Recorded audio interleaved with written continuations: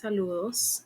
En este momento tenemos el placer de hablarles acerca de un tema muy interesante que es la psicología de la corrupción y nos hacemos una pregunta muy analítica que es cómo personas normales toman decisiones antiéticas. Tenemos el placer de hablarles sobre este tema importantísimo la compañera Rosemary García y mi persona Geneva Saldaña.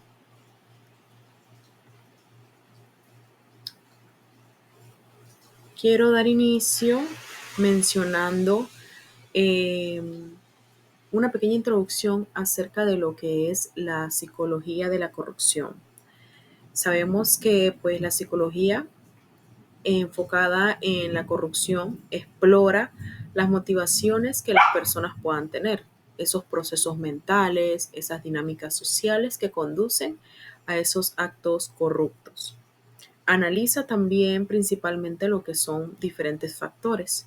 Por ejemplo, pueden ser factores individuales, quiere decir los factores que tiene cada persona, como por ejemplo pueden ser factores como la codicia, como la falta de empatía, como la racionalización. Por otra parte, también estos factores individuales se ven ligados con los factores situacionales y culturales que puedan tener diferentes personas. Y esto pues va a contribuir a que la persona pueda o tienda a realizar lo que es una corrupción. Por otra parte, me gustaría también definirles qué es la corrupción. Es pues la conducta, el comportamiento deshonesto de una persona que generalmente se percibe como propio de quienes ostentan el poder. Implica muchas veces lo que es el soborno, lo que es el tráfico de influencias, lo que es el favoritismo en un área laboral, el nepotismo y la malversación de fondos. Y se caracteriza como lo que se conoce como el fraude o el delito penal. Las figuras de autoridad que ostentan algún tipo de poder o posición importante en la sociedad se involucran con mayor frecuencia en lo que se conoce como la corrupción y el fraude, lo que las lleva a abusar de los beneficios que ellos tienen y también llevan a abusar de su poder y su posición. Las personas cometen actos de corrupción por codicia, para conseguir quizás más dinero, más recursos y poder. En pocas palabras, la corrupción es un acto deshonesto que beneficia a los individuos o a algún individuo en específico, pero que impacta en gran medida a lo que es el gobierno y a las otras personas, tanto social como económicamente. Bien, ahora que pudimos pues escuchar un poco acerca de lo que son estas definiciones, voy a hablarles también un poco de lo que son los diferentes factores psicosociales individuales que puedan tener las personas. Por ejemplo, tenemos la codicia y el deseo de poder. La corrupción a menudo se alimenta de un deseo que se encuentra totalmente insaciable de riqueza, de poder, de dinero, de estatus, lo que lleva a individuos a priorizar sus propios intereses sobre el bien común. También podemos encontrar o conocer lo que es la falta de empatía y remordimiento. Algunos individuos que son corruptos, ellos muestran una disminución de la empatía. Esto quiere decir que a pesar de las diferentes situaciones que puedan tener alguna otra persona, ellos son totalmente antipáticos o antiempáticos. Y también forman parte de, o ellos no mantienen o no sienten culpa, lo que les permite cometer actos deshonestos sin sentir remordimientos significativos por haber hecho X o Y acto. Otra de los factores pueden ser la racionalización, que les mencioné también, que es pues la corrupción que puede ser justificada mediante mecanismos de racionalización, como por ejemplo la creencia de que todos lo hacen, así que yo también lo puedo hacer. O quizás muchas veces se piensa que no hay consecuencias graves de ciertas situaciones. Y pues como se piensa de esa manera o se tiene esa creencia, se tiende pues a realizar lo que es un fraude o llegar a ser corrupto. También existe lo que es la adicción a la recompensa. La conducta corrupta puede activar los mismos sistemas de recompensa en el cerebro que las actividades placenteras, creando una especie de adicción en las personas que realizan pues este tipo de actividades. Ellos al ser corruptos pues sienten placer y tienden a continuar realizando lo que son estas acciones porque saben que van a obtener recompensas. También podemos encontrar lo que es el autocontrol deficiente. La falta de autocontrol puede llevar a la toma de decisiones, pueden ser impulsivas o pueden ser con indulgencia en comportamientos corruptos. También existen otro tipo de factores que son los situacionales o los culturales. Algunos de ellos es la oportunidad, ya que la existencia de oportunidades para la corrupción o la falta de supervisión o de controles efectivos va a aumentar pues que haya esta probabilidad de que existan actos de corrupción. Por otra parte, también están las normas sociales y culturales. Las normas sociales y culturales pues influyen en la percepción y en la aceptación de la corrupción en sí. En algunos contextos, la corrupción puede estar normalizada o muchas veces ya está tolerada en unas personas más que en otras. También pues aquí entra el factor de la desigualdad y de la pobreza. La desigualdad social y la pobreza pueden generar muchas veces pues que las personas tengan esta frustración o este resentimiento, lo que podría llevar a algunas personas a recurrir principalmente a lo que es la corrupción como medio para obtener beneficios y ascender socialmente, que es lo que pues ellos quieren lograr, ya que siempre se han mantenido en una situación o un estado social de pobreza y quieren surgir, ya que también tenemos que entender pues que la desigualdad y la pobreza viene siendo un fenómeno complejo y muy variable, porque la corrupción puede manifestarse a menor escala, conocida como corrupción menor, donde las personas reciben pequeños favores de grupos más pequeños sin causar mucho daño. En cambio, existe también lo que es la corrupción a gran escala. Implica afectar al gobierno entonces, por otra parte. La corrupción sistemática se define entonces como aquella que está repetitiva de forma que forma parte de la sociedad y ocurre casi a diario, como si fuera una regla inevitable en lugar de una excepción ocasional.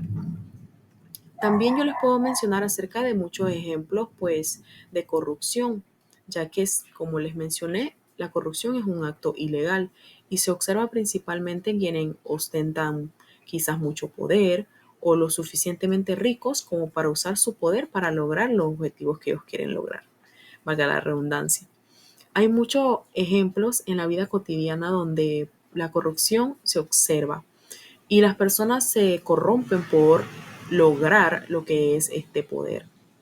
Un político, por ejemplo, que ansía más votos, utiliza el poder del dinero, puede volverse entonces corrupto.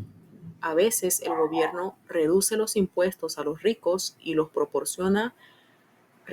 proporciona recursos adicionales en lugar de dárselos a quienes son financieramente vulnerables y realmente necesitan deducciones fiscales.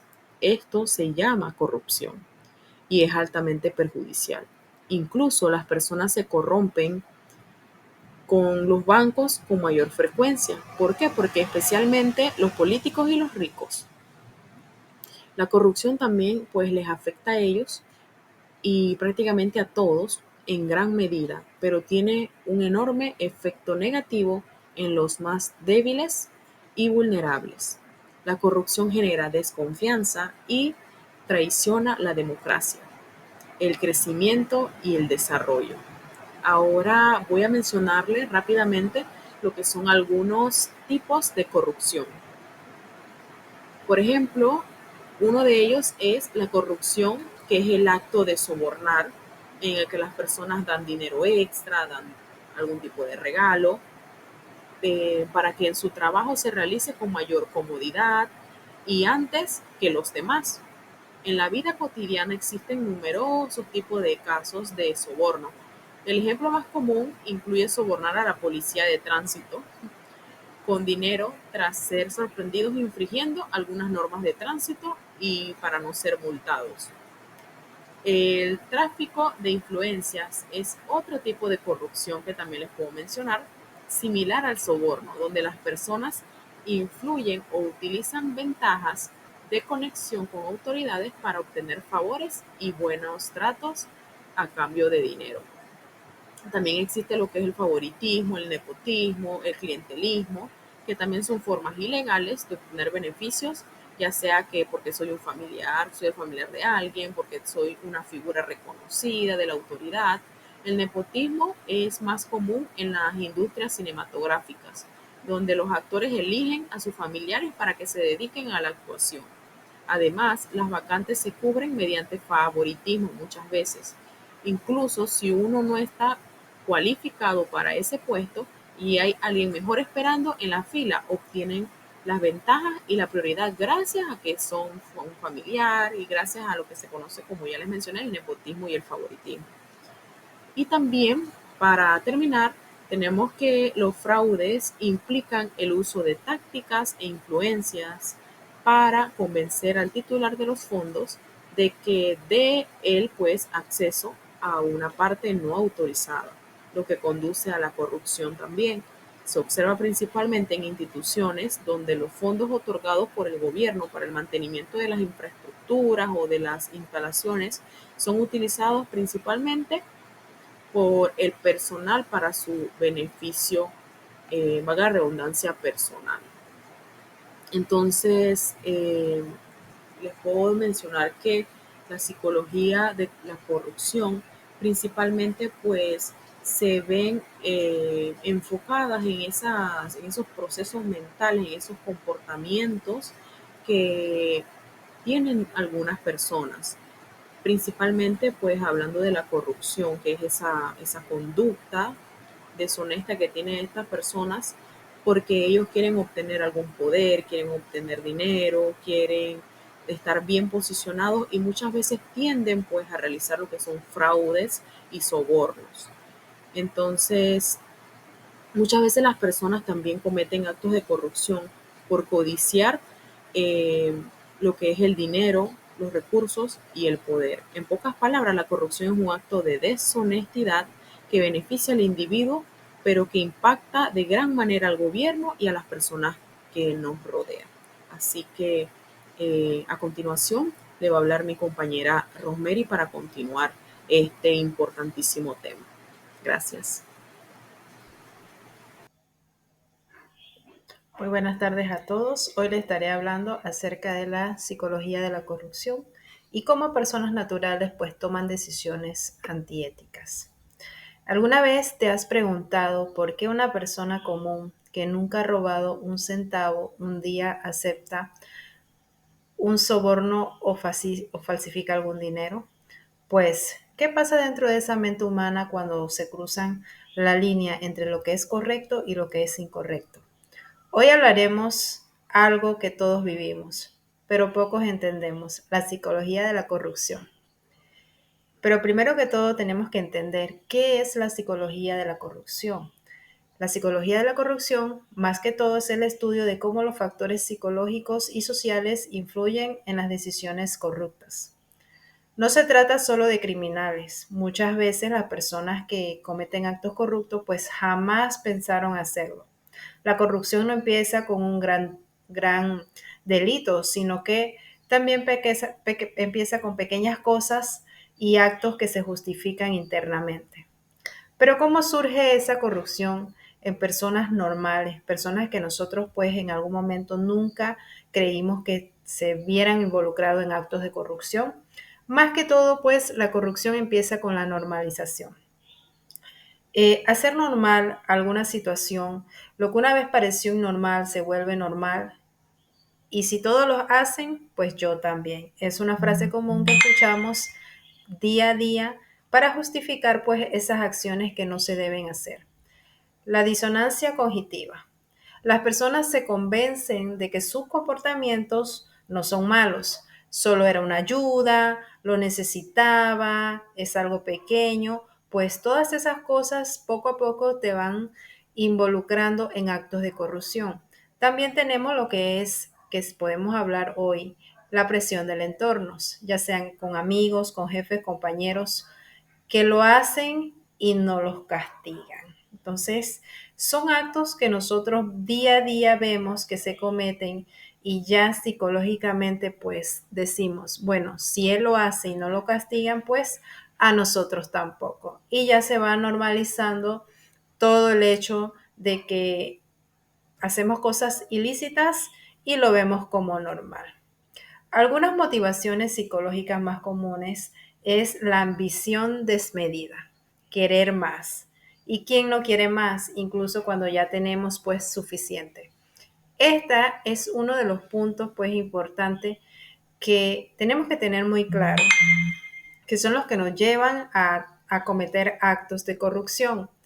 El miedo a perder un empleo, a represalias si denuncias algún acto de corrupción o ser diferente. Todas estas cosas que parecieran el día a día insignificantes, pues son cosas que en algún momento, si no les prestamos atención, nos pueden llevar a temas de corrupción. El conformismo. Si todos lo hacen, ¿por qué yo no? Si todos cometen algún acto de corrupción, ¿por qué yo no? Y si no hay consecuencias, pues lo normalizamos y cometemos y caemos pues en ese juego de hacer lo mismo que hacen los demás. La banalidad del mal. Este es un término que se explica cómo personas comunes hacen más sin sentido, solo por obedecer o encajar en un grupo. La presión de grupo. Es un efecto escalera. La corrupción rara vez empieza con grandes actos. Son pasos pequeños que aumentan con el tiempo. Entonces debemos de cuidar esos pasos pequeños que estamos dando en nuestro día a día, en nuestros trabajos, incluso en nuestros hogares, porque son pasos pequeños que día tras día pues aumentan con el tiempo y lo vamos normalizando. Una corrupción sistemática versus una individual, el entorno institucional puede fomentar o prevenir estos comportamientos. Y quiero terminar sin antes decir que la corrupción no es un problema de leyes, es un problema de conciencia. Todos podemos ser vulnerables, por ende tenemos que entender el origen psicológico, que es el primer paso para combatir y por qué el cambio no comienza con las leyes, sino que comienza con nuestra mente y con nosotros mismos, nuestros valores y todo lo que nos han enseñado y hemos aprendido pues a lo largo de la vida en nuestra experiencia.